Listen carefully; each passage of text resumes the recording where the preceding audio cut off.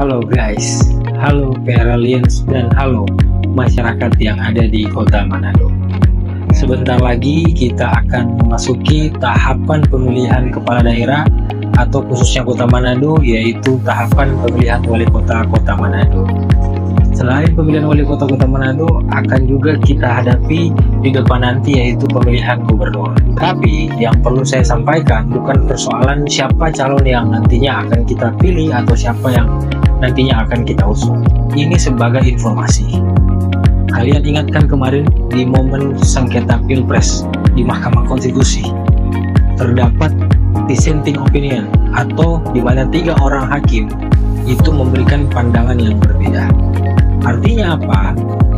Dari kontestasi Pilpres kemarin kita belajar bahwa menggunakan seorang konsultan hukum dalam kontestasi politik itu sangat mempengaruhi apabila ada lawan atau ada calon yang ternyata dia menggunakan cara-cara curang.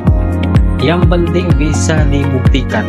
Kemarin itu di sidang Pilpres, 3 orang hakim meyakini, artinya salah satu paslon melalui pengacaranya, melalui kuasa hukumnya, itu dapat membuktikan bahwa adanya kecurangan-kecurangan yang terjadi selama proses pemilihan presiden.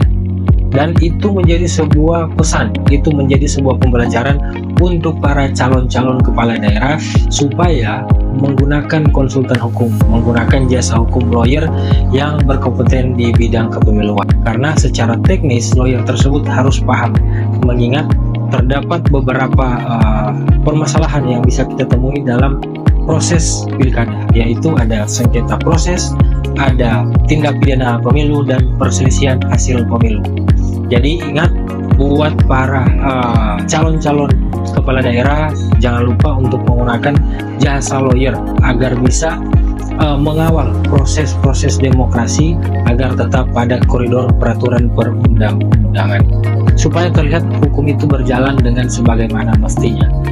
Oke, mungkin itu saja dari saya. Semoga nanti di pemilihan kepala daerah hukum itu tidak hanya menjadi sebuah koridor peraturan perundang-undangan yang dapat dikesampingkan, tapi hukum bisa berperan untuk mengawal proses demokrasi dan proses politik.